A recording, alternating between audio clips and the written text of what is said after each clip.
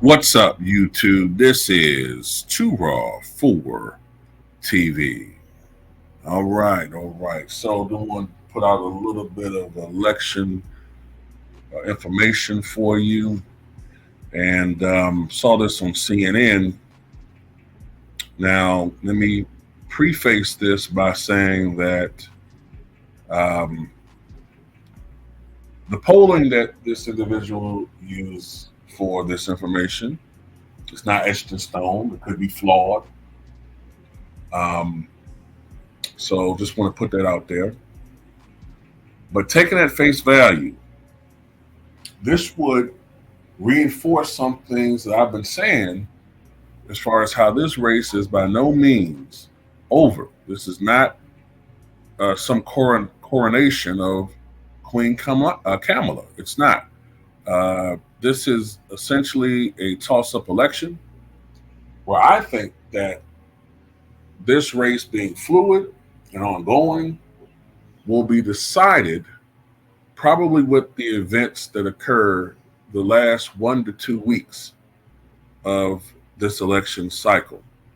All right.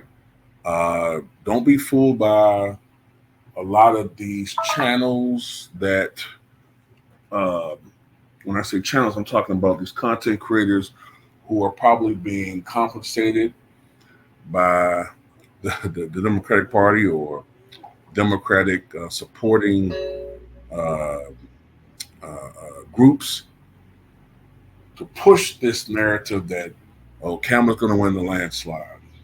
It's over.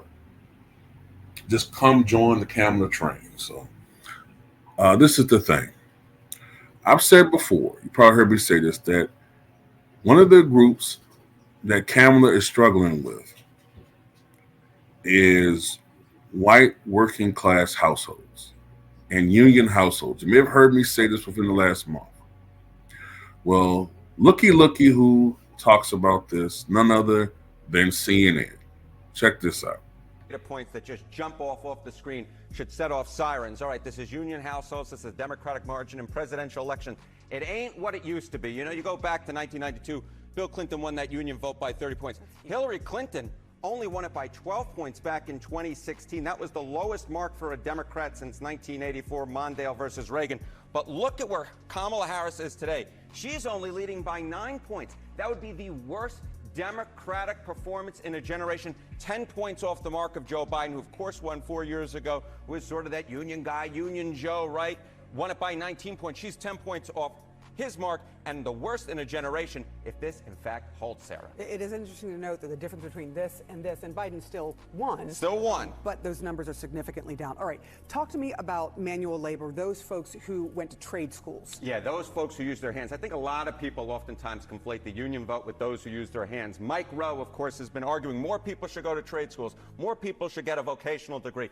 Look at this margin. This, wow, to me, oh boy, does this tell you about the state of our politics now versus back in the early 1990s. Margin among vocational and trade school grads in pre-election polling. Bill Clinton was leading that vote over George H.W. Bush by 7 points. Look at where Donald Trump is today over Kamala Harris, a 31-point advantage. When I think people think of the working class, they think of people who use their hands, and we know that Donald Trump has been going after that vote, and he is in a very strong position, more so perhaps than any other bloc. The folks who go to trade school, vocational school, that has moved from being a core Democratic group to now being a core group of Donald Trump's massive amount of support among the working class. All right, let's move on to voters of color. And there's a very specific group that you looked at. And what are you seeing there? Yeah, you know, we've been noting on this program, right, that Donald Trump seems to have been having some real impact among voters of color, getting into that traditional Democratic support. And I was very interested to see this because we're talking about the working class, right? So this is the margin among non-college graduates,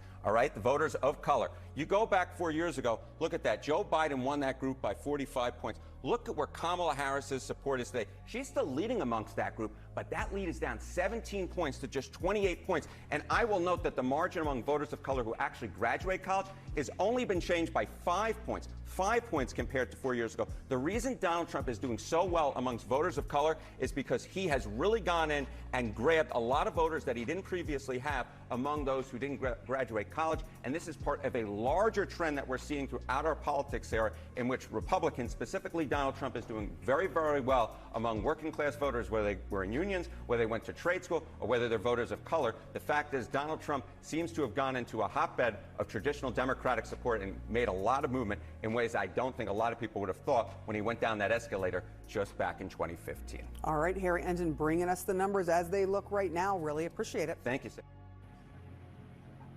Now, once again, I want to say, take these numbers with a grain of salt. They could be off, like you guys like to remind me about polling. But I do think that polling still warrants discussion. Now, you may have seen that with union households, Bill Clinton won those by 30. They won it by 30. I don't know what Obama was, but probably he was somewhere in the 20s. I'll just guesstimate in the 20s, with diminishing returns from 2012 as opposed to 2008. But you saw Hillary was only up 12. Biden was up 19 points. Now, Biden won, and he won nationally by 7 million votes. But you've heard me say, if he switched about 54,000 votes in 4 states from Biden to Trump, Trump would have won even while losing by 7 million votes. Hillary lost the election. Kamala's doing worse than Hillary, according to that polling, with union voters. Now, what's going on? Now, I don't really think this is all about Trump. This is a trend that's been going on for quite some time. So why have the Democratic Party moved from being the champion of union households and white working class voters to Republicans? Put something in the microwave, get yourself something to eat, because this is going to be a little bit lengthy. So part of this is the abandonment of the Democratic Party as far as white working class voters going back to the 60s. You know what I'm saying? Like, by that I mean the perception that the Democratic Party abandoned white working class voters in exchange for civil rights. That's part of it, okay? That's part of it. That's why Nixon, to an extent, but really Reagan really made inroads with those groups. Bush's father did, George H.W. Bush. His campaign really went after those voters. That was part of his success in some of those areas. To a certain extent in the Midwest, in Ohio, in Pennsylvania, his victories over there in those states against Mike Dukakis. Remember, the Democratic Party is the party that was essentially founded by Thomas Jefferson, branded Democratic Party under Andrew Jackson. 2 heroes of, quote unquote, the common man, common white man, I should say. Both of these people were slave owners, also landowners. They were champions of the South, while the Republican Party, which was founded in the 1850s, although you had abolitionists in the party, yes, that worked for the freedoms and equality of Black Americans, and the ending of slavery before that. Yeah, but they've always been the party of big business. They're always a party of business. So up until, I would say, the change started slowly in the 80s, but it really accelerated after 2000. The Republicans were the party of the rich, the Democrats party of the poor, right? So what changed? Well, you notice how Kamala is getting all this fucking money, and while Trump is getting money, Kamala's getting a shitload more money. But back in the day, remember, as recently as 2004, remember Bush was out raising Kerry significantly, but there's been a shift over the last 20 years. Part of this shift, in my opinion, is there's been a change in those who are the wealthiest. Part of it is that group is more diverse, but part of it is our economy has changed. Our economy. Our economy is now more of a instead of a manufacturing economy. Remember in the South, you had all of these rich oil tycoons. You had all these wealthy people who were getting rich off of tobacco, production of tobacco, steel industry barons. Now our economy is more of a tech and information economy. So you got all these millionaires and billionaires in Silicon Valley, uh, these tech billionaires and millionaires. So they tend to skew more democratic also because there's an education gap. Uh, those who are wealthier, those who are more educated, because of the way that the economy is now, it helps to be educated to get into those fields because you have to be educated and have means. So, because more educated people now tend to skew Democratic as opposed to the past Republican, it's more likely that these billionaires are going to be from that background. So that's why more billionaires and millionaires are now, especially in America, skew Democratic. Well, this was not the case when I was growing up. So things have changed so much. And you see this with the people who are backing Trump. Let's go with the white working class households. Remember when I said that they felt like the Democratic Party abandoned them? Well, that process was already going on with Clinton. But Clinton was a Southern Democrat, that Southern twang. So he had a bit of an improvement with this group. But with Al Gore and the lockbox, boring ass John Kerry, and Barack Obama was the personification of everything they feared, which was the boogeyman used to be black people taking their jobs. You know what I'm saying? But that process changed. Now all of these candidates, Hillary Clinton, and Joe Biden was able to win back some of these voters, as he said, Union Joe. But Kamala, she doesn't have any connection with those people. She has none. So she's probably going to do historically awful with these voters. But you also heard the guy say it's not just white working class voters or white union households. It's non-white union voters, or basically, essentially, non-white working class voters. She's struggling with them. Some of it's cultural, certain issues going on. I don't want to talk about right here, but a lot of this got to do with immigration. A lot of that has to do with immigration. The perception that people are coming over here and taking or threatening to take your jobs. This not a racial thing necessarily. This is a class thing.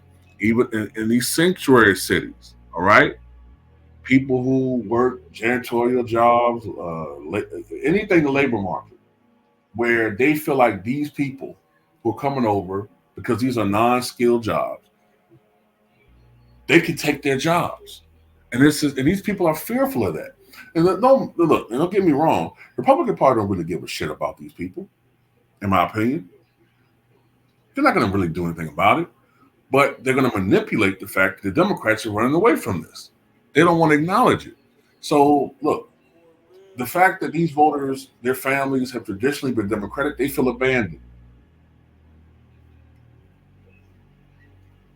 So, when Kamala gets on stage and laughs when Trump says ridiculous shit, even though some of the shit says ridiculous, when he mentions, things about immigrants, even though in my opinion, fuck Trump too, because me and others have been on here talking for like 2 years about how they're letting in immigrants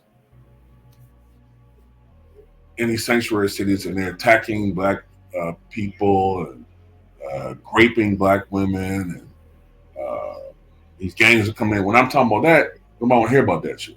But they mention the Republican, when they mention anything about Haitians or now is black people from the Congo, now all of a sudden these Republicans want to talk about that. You know what I'm saying? So to me, fuck them too. You know what I'm saying? But yeah, this is a real fear that many people have.